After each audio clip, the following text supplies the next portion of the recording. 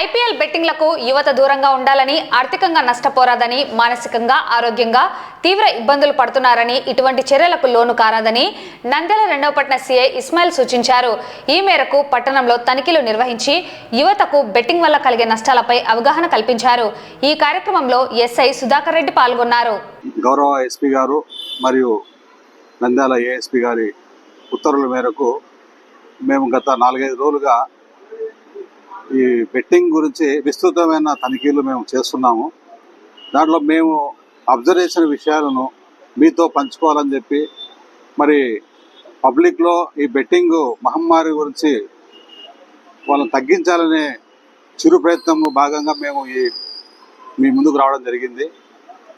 మేము ఈ బార్ షాపులు తర్వాత వెహికల్ చెకింగ్ చేసేటప్పుడు చాలామంది యువకులు ఈ మొబైల్స్లో హోటల్స్, టీ కొట్టులలో మొబైల్స్లో వాళ్ళు ఈ ఐపీఎల్ సంబంధించిన బెట్టింగ్స్ ఇండివిజువల్గా, అంటే వెబ్సైట్ ఏదో ఉంటుంది, ఆ వెబ్సైట్లోకి పోయి ఆన్లైన్లో పోయి వాళ్ళు ఇది చేసుకొని చేస్తున్నారు. సో చాలామంది మనం అబ్జర్వ్ చేశాము. పాపం ఆర్థికంగా చాలామంది నష్టపోయారు. ఈ దాంట్లో ఒకసారి ఇరుక్కున్న తర్వాత మరి బయటపడడం చాలా కష్టము. సో ఈ వాళ్ళతోనే మనం ఈ చెప్పించి బెట్టింగ్ వల్ల జరిగే నష్టాల గురించి పబ్లిక్లో అవేర్నెస్ క్రియేట్ చేయాలని చెప్పి మా ప్రయత్నం ఇది. దయచేసి ఎప్పుడు కూడా మనం బెట్టింగ్లో డబ్బులు సంపాదలేము. తర్వాత మా అబ్జర్వేషన్ ఏమైతే, మేము ఈ 4-5 రోజుల్లో సీరియస్గా దాని బెట్టింగ్ గురించి మేము స్టడీ చేస్తే అది మోసం. మీకు 100 రూపాయలు మనము మీరు బెట్టింగ్ పెట్టినా అంటే 100 సార్లు పెట్టినా అంటే 1 సారి 2 సార్లు తలవచ్చు. అంటే మీ ప్రాబబిలిటీ వచ్చేసి 2% ఉంటుంది. కాబట్టి ఈ 2% దొరికిందా తగిలిందంటే ఏదో తగులుతుంది, ఫ్యూచర్ మనం సంపాదించవచ్చు అనే దురాశతో ఈ బెట్టింగ్ చేస్తున్నారు. దయచేసి ముఖ్యంగా యూత్ బెట్టింగ్ దూరం ఉండాలని చెప్పి మేము కోరుతున్నాము. తర్వాత వాళ్ళ అడ్రస్ కూడా మీరు ఏం చేసుకోలేరు. మీరు బెట్టింగ్ చేస్తారు, తగిలిందంటాడు, మీకు డబ్బులు కూడా ఇవ్వడాడు. కాబట్టి దయచేసి యూత్ అంతా మీరు అవేర్నెస్ తీసుకొచ్చుకోవాలా. మరి మనం ఈ మధ్యలో మన మీడియాలో చూస్తున్నాము, బెట్టింగ్ బారిన వారు మరి అప్పులు చేసుకొని మరి ఆత్మహత్య కూడా చేసుకుంటున్నారు. తర్వాత మెంటల్గా టెన్షన్ వస్తుంది, జాబ్ సరిగ్గా చేసుకోలేడు.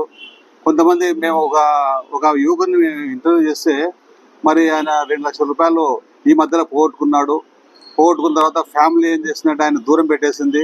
నువ్వు సంపాదన వద్దు, నీ వద్దొద్దుడైనా మా ఇంట్లో వద్దు నువ్వు, కాబట్టి నువ్వు దూరం ఉండు, మాతో ఉండొద్దు అని చెప్పి అప్పులు బాగా తట్టుకోలేక రకరకాల సమస్యలు ఉన్నారు. కాబట్టి దయచేసి మీరు బెట్టింగ్ జోలికి పోవద్దని చెప్పి మరీ ముఖ్యంగా మేము యూత్ని కోరుచున్నాము.